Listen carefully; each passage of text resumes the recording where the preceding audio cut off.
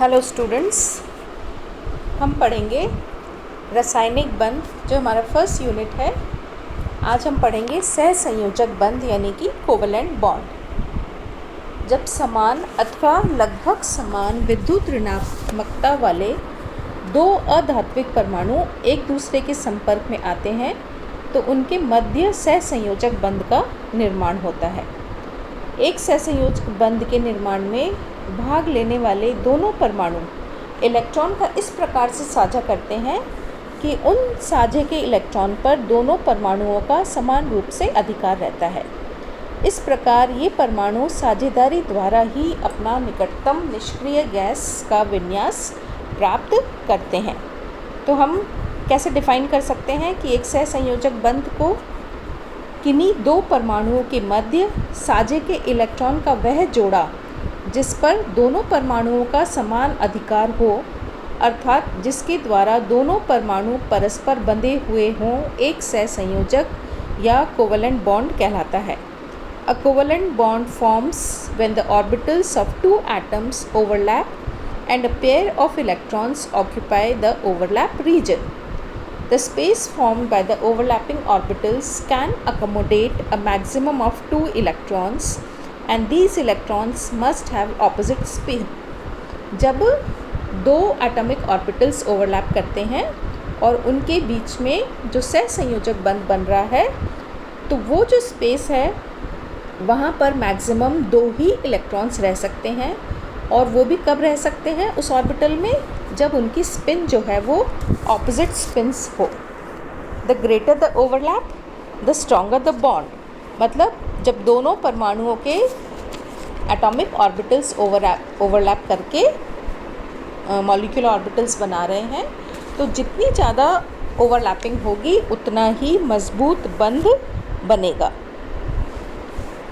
ये जो सिद्धांत था, इस प्रकार के बंध को समझाने के लिए बहुत सारे सिद्धांत आए और हम जो पढ़ेंगे वो है वैलेंस बॉन्ड थ्योरी यानी संयोजकता बंध सिद्धांत। ये जो सिद्धांत था ये सबसे पहले हिटलर और लंडन ने दिया था इन द ईयर 1927 और इसको बाद में पॉलिंग एंड स्लेटर ने मॉडिफाई किया इन द ईयर 1933 और इसको कहा गया linear combination of atomic orbitals यानी परमाणुीय कक्षकों के रेखीय संयोजन।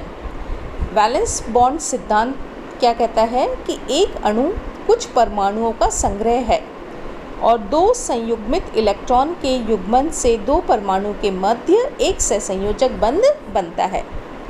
यह इलेक्ट्रॉन युग्म इलेक्ट्रॉन पेयर जो है उन दोनों परमाणुओं के मध्य लोकलाइज्ड रहता है और अन्य परमाणुओं के साथ इसका बंध बनाने में भाग नहीं ले सकता। मतलब ये जो दो इलेक्ट्रॉन्स अनपेयर्ड इलेक्ट्रॉन्स दोनों एटम्स के पास यदि अनपेयर्ड इलेक्ट्रॉन्स हैं तो वो एक सहसंयोजक बंध बना लेते हैं और उसके बाद में ये जो इलेक्ट्रॉन्स हैं ये फिर और किसी बंध बनाने के काम में नहीं आते हैं, ये दोनों के बीच में लोकलाइज्ड हो जाते हैं। इस सिद्धांत के अनुसार दो परमाणु के मध्य कोई स्थायी बंध तब तक नहीं बन सकता जब तक कि निम्न शर्तें जो हैं वो पूरी ना हो। कौन कौन सी शर्तें? परमाणु के कक्षक ऐसी दिशा में एक दूसरे की ओर बढ़ें कि अतिव्यापन अधिकतम हो।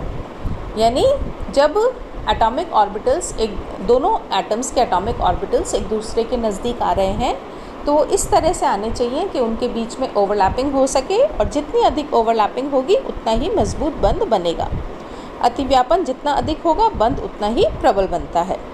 बंध बनाने वाले इलेक्ट्रॉन लगभग समान ऊर्जा वाले हों, यानी जो इलेक्ट्रॉन्स जिन कक्षकों में हैं वो कक्षक जो हैं वो लगभग समान ऊर्जा के होने चाहिए। सपोज़ दोनों के पास यदि s ऑर्बिटल्स हैं तो दोनों के 1s ऑर्बिटल्स जो हैं वो ही ओवरलैप कर पाएंगे। ऐसा नहीं होगा कि एक का 1s ऑर्बिटल और दूसरे का 2s ऑर्बिटल ओवरलैप नहीं करेंगे, यानी दोनों की ऊर्जा जो है वो लगभग समान होनी चाहिए। बंधन में भाग लेने वाले दोनों इलेक्ट्रॉन अयुग्मित होने चाहिए, यानी वो अनपेयर्ड होने चाहिए। यदि वो पहले से पेयर्ड हैं तो फिर वो इलेक्ट्रॉन जो हैं वो बंध नहीं बनाएंगे। और लास्ट, जहाँ तक संभव हो सके अतिव्यापन करने वाले कक्षक हाइब्रिडाइज्ड हों। हाइब्रिड ऑर्बिटल्स जो हैं वो अधिक मजबूत बंध बनाते हैं। यहाँ पर इस स्लाइड में आप जो देख रहे हैं वो है जब दो हाइड्रोजन एटम्स जो है वो मिलकर एक बंध बना रहे हैं। दोनों हाइड्रोजन एटम्स जो हैं, हाइड्रोजन का एटॉमिक नंबर 1 होता है, यानी इसके पास में सिर्फ एक ही इलेक्ट्रॉन है, वो भी 1s ऑर्बिटल में है। तो जब दो हाइड्रोजन एटम्स आपस में, दोनों के पास एक एक अनपेयर्ड इलेक्ट्रॉन है, दोनों का जो अनपेयर्ड इलेक्ट्रॉन है वो 1s ऑर्बिटल में है, यानी दोनों की ही ऊर्जा समान है। तो जब ये दो s ऑर्बिटल्स अतिव्यापन करेंगे तो एक सहसंयोजक बंध बनेगा। यहाँ पर जो अपन एक बात है कहने की कि जो s ऑर्बिटल्स होते हैं वो कैसे होते हैं, शेप में स्फेरिकल होते हैं, यानी गोलाकार होते हैं, इसलिए वो किसी भी दिशा से आए उनमें हमेशा अतिव्यापन होगा और बंध बनेगा। A covalent bond results from the overlap of orbitals from two atoms. The shared space is occupied by two electrons which have opposite spins. और दोनों इलेक्ट्रॉन्स जो हैं वो तभी एक ऑर्बिटल में रह पाएंगे जब उनकी स्पिन जो है वो ऑपोजिट स्पिन हो। ये जो दूसरा एग्जाम्पल आप देख रहे हैं ये है हाइड्रोजन फ्लोराइड मॉलिक्यूल का एग्जाम्पल। यहाँ पर एक हाइड्रोजन है और एक फ्लोरीन एटम जो है, इन दोनों के बीच में बंध बन रहा है। हाइड्रोजन के पास 1s इलेक्ट्रॉन है, जबकि फ्लोरीन का जो p ऑर्बिटल है 2p ऑर्बिटल, उसके साथ में ये ओवरलैपिंग कर रहा है और एक बंध बना रहा है।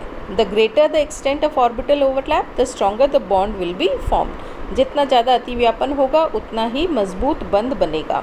दूसरे एग्जाम्पल में आप देख सकते हैं F2 मॉलिक्यूल, यानी दोनों फ्लोरीन जो हैं इनके p ऑर्बिटल्स जो है वो अलोंग द एक्सिस ओवरलैप करते हैं और एक बॉन्ड बना रहे हैं। तो इस तरह से जब एक एक इलेक्ट्रॉन साझा करते हैं एक से संयोजक बंध बनता है। सपोज़ दो इलेक्ट्रॉन्स जो है दो ऑर्बिटल्स के वो यदि ओवरलैप साझा करेंगे तो डबल बॉन्ड बनेगा, यदि 3 इलेक्ट्रॉन्स करेंगे तो ट्रिपल बॉन्ड बनेगा। तो इस तरह से हम सहसंयोजक बंध का बनना समझा सकते हैं।